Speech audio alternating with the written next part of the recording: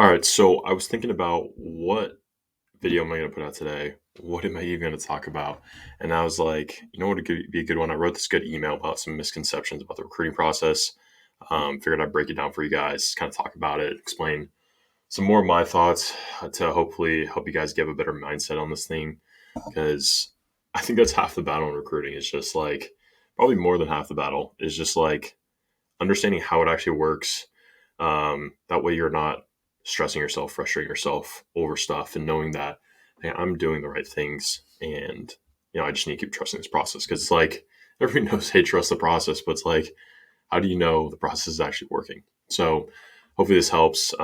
Super excited to do this. So I just to kick this off, I mean, going through the recruit process, there's plenty of things that I heard from friends, I heard from coaches, and you believe them for so long, or you have just certain thoughts about the recruiting process that you believe throughout this whole thing, and then you don't realize until like your senior year, your junior year, if you're hopefully realizing it's sophomore, freshman, you're ahead of the game that, oh shoot, this thing that I thought for so long is just completely wrong. And it happened to me so many times because, you get eighth grade, seventh grade coaches that, they're not trying to be harmful in any way. It's just, either they didn't go through the process themselves or they just have a misconception that's just not true because they saw one kid do this thing.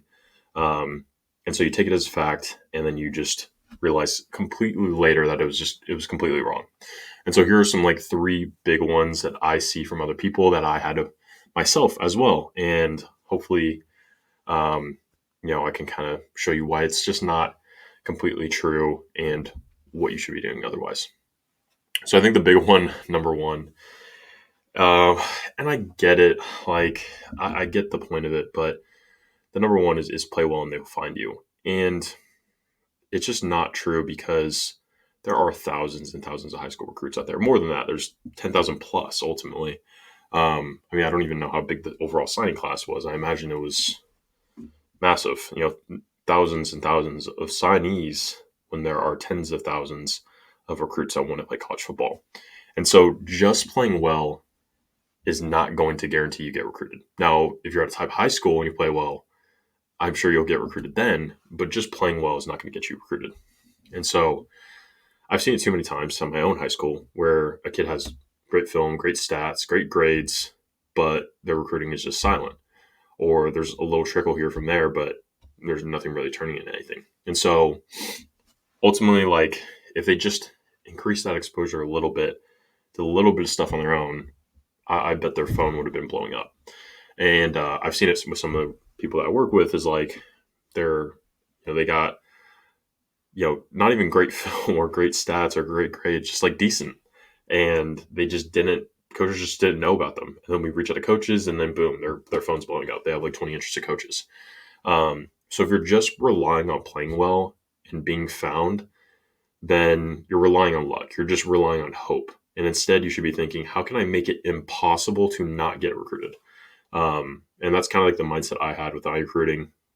I mean, I didn't realize this until like my junior year because I was always, I mean, I wasn't like one of those stud kids to where it was like, oh man, we should really figure out how to get Trenton to D1. It's like, let's just focus on getting Trenton to be able to like play on varsity because that's more the challenge.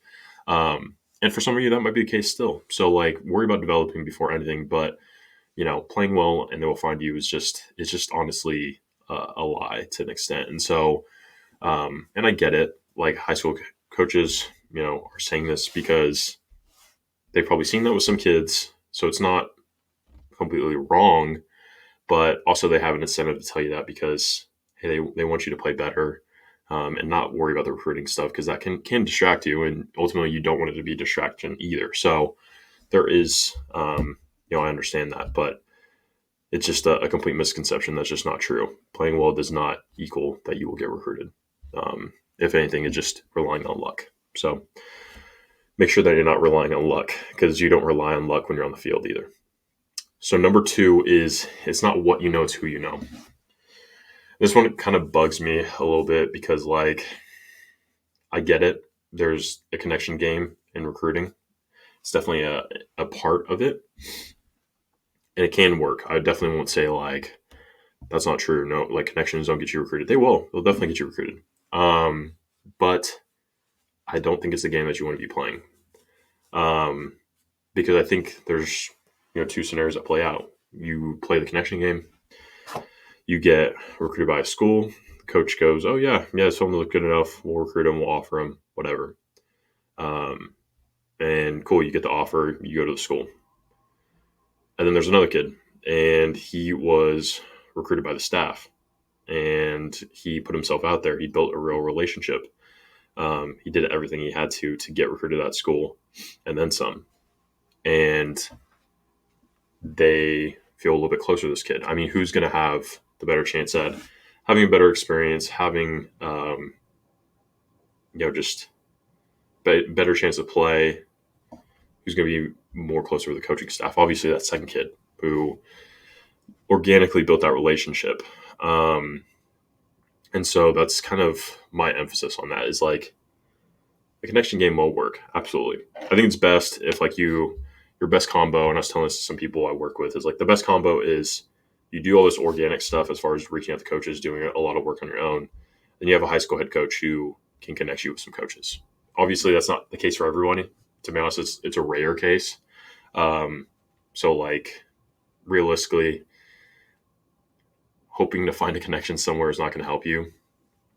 And like I said, it can definitely build some false places where hey, maybe the staff wasn't as apt to you as before, and just because you had this connection kind of got you in. And so that's something I feel like you want to avoid, if anything. Again, not saying it doesn't work. I just think that it's definitely not who you know. It is a little bit of a combination of both. But knowing what to do will help you more than anything, because you can know everybody in the world, but you start talking to a college coach and you don't know what to say. It doesn't look good either. So it's not solely a connection game, especially if you want to actually play and have a great college football experience. So, and then number 3 is coaches don't recruit through email. So this is a big thing, and I think this is probably caused a lot by recruiting services out there emailing coaches, and people use those and then they don't get it recruited. And everybody knows that these services use email, and then they don't get results. Thus, they say, "I use this recruiting service that used email. Thus, recruiting does not work because I did not get recruited using the service." But that's because they do certain things that just get their emails thrown right in the trash. They group a bunch of prospects together, send lists out to coaches, and those coaches just ignore those lists. Or, for example, I was just learned this through a buddy of mine's content, D1 Scholarship, and he was saying that he learned that NCSA essentially CCs every coach in the email. So when you send it to a certain school, say you're sending it to San Jose State, it's not individual emails going to each of those coaches. It's one email going to all of their coaches. So that's something you want to avoid, something we definitely don't do with our recruits. And so I have proof, just pictures of some stats, some analytics that we have from our stuff. For example, one recruit got 18 replies from D1 schools. These are like legitimate D1 schools that are responding to these emails from college football coaches. In this other case, we got 7 replies. You can even see the open rates on these things, 67% from D1s, 82% from this campaign here with 7 replies. And then 300 emails sent, 9 replies from those emails sent.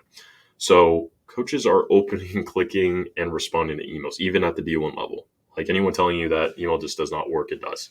Now, does every coach open up their email? No, definitely not. Some coaches probably don't, but there's a good percentage that do, well over half, especially if you're doing the right things. So most people will tell you, hey, it's a waste of time. Don't email college coaches. Didn't work for, John, Joe, whatever. But it only is if you're doing it wrong. And so the 4 keys are you have to write an attention grabbing subject line to get the coach to open the email. Because that whole goal of the subject line is just to stand it out in that inbox where there's a bunch of other recruits, a bunch of other emails in there. and you're trying to get that click. And so once you get the open to email, you already have their attention. So now you just need a quick email to lead the coach to your highlight link where you're trying to get them to click that highlight, make the evaluation. And you might not respond the first time. We do a lot of follow up. So that's kind of the third piece, is just following up the coach repeatedly, whether they respond or not. And then the fourth is making sure to track your numbers. If you don't know your numbers, then like, how can you change anything? That's like running your 40 continuously and saying, I'm getting faster or I'm getting slower, but not even knowing your time and just going off of feel. It will not work. You can't know if something is working if you are not tracking it. And so you should be tracking the opens, the clicks, and the replies to know if it's working or not. Because if you're not doing that, again, then like, how do you know it's going to work? It's the same way with 40 time bench press, all that. You're tracking those numbers. You're knowing you're getting bigger, faster, stronger because you're tracking those numbers. But you want to get recruited and you don't know how many times your emails are getting opened, clicked, or replied to. So you have to track that stuff. And so those are 3 misconceptions. Hopefully this was, shining some light on some things. Hopefully you get some realizations or just further prove some things that you're starting to realize with the process. And hopefully I opened your eyes on this Tuesday afternoon. So I appreciate you watching. Appreciate you guys enjoying the content, and I will see you guys later. Peace.